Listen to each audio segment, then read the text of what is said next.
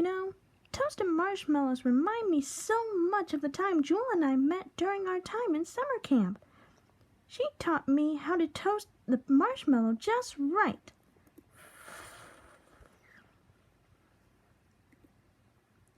Oops. Guess you need a little more practice. Yeah, sure do. Oh, believe me. I went camping with the diamond cutters one time. Slinger and Mimic couldn't stop burning their marshmallows, though Smithy said that the burnt marshmallows are the best part. Claire thought otherwise. Well, they say the third time's a charm.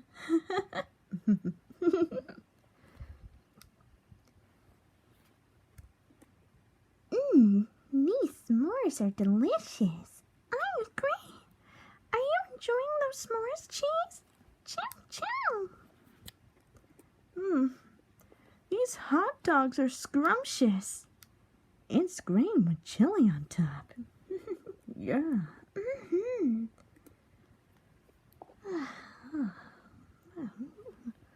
Oh man, I'm stuffed.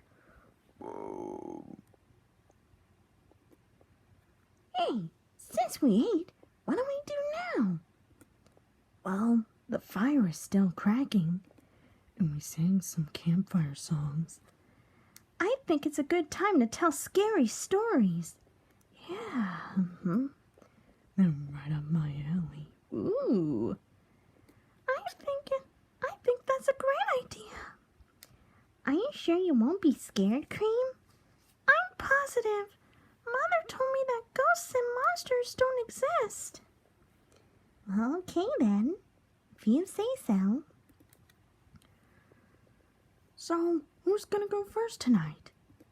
I will. I've got a good spine-tingling story to tell.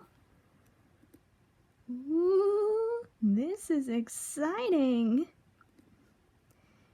You know, it sure is nice to be in the great outdoors after a long day of camping. It gives us enough time to get away from the stress, worries, and strives for a while. Summer camp, on the other hand, is a way to make friends and have the time of your lives.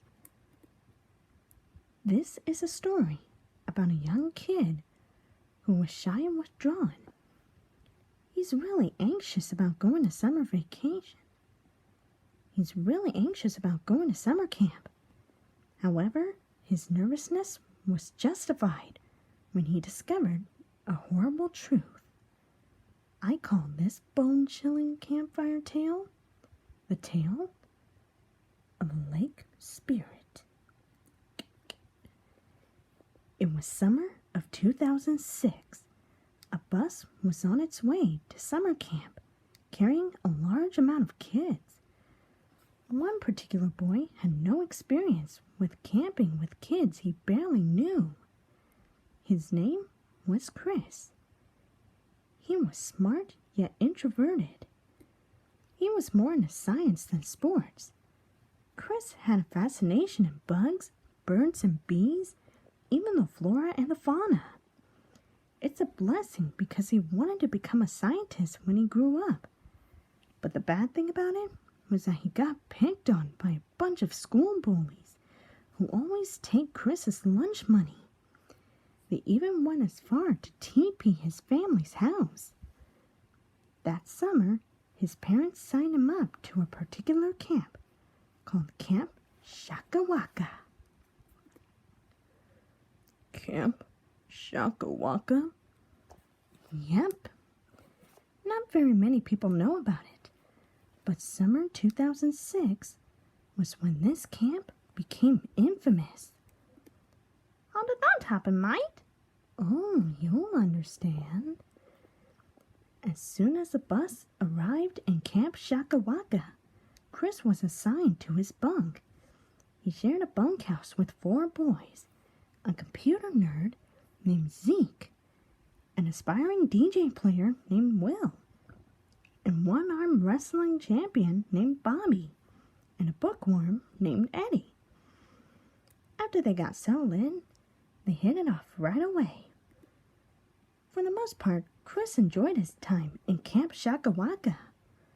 But on the night when the campers were camping out in the great outdoors, he began to hear noises. They sounded like a wolf howling at the moon at first, but the sounds got closer and closer to Chris's tent. He thought that it was just his bunkmates messing with him, but they were sound asleep in this tent. Chris gathered his courage and decided to go outside to investigate. As soon as he got out of this tent, however, the howling he heard was nowhere near it. Chris thought that maybe it must be near the lake. He cautiously walked through the woods. The deeper he got into the woods, the louder the howling got. The howling finally stopped when he made it to the lake. Chris stood near the lake, pondering on what the howling could come from. Could it be a wolf? A coyote? Before he could come up with a conclusion, he felt that something was behind him. He screamed in terror and instantly jumped in the lake. He tried to swim away, but the creature wasn't so far behind. It dived underwater and pulled Chris under it. To make the long story short, Chris drowned.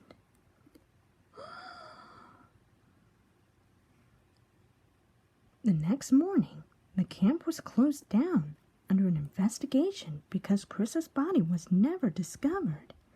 Detectives spotted paw prints on the dirt near the lake where Chris drowned. They were led by the mystery to be cold as ice. Legend has it that Camp Shakawaka was a home to a pet wolf that was known to eat misbehaving campers. By the time Chris was presumed dead by drowning, the wolf took him to his den and he ate him. So, if anyone dared to step out of line, then there would be a price for them to pay. A wolf-like creature would come to a lake and would search for somebody to sacrifice.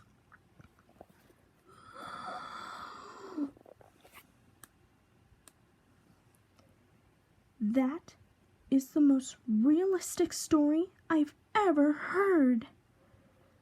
I like it. Yeah, that was really good. Agreed. I'm never looking at the lake the same way again. Me neither. Great story, Sonic. Thanks, guys. I figured that this might be a good start to a weekend campfire scary tale night. Yeah, yeah. Yeah, Woo, woo.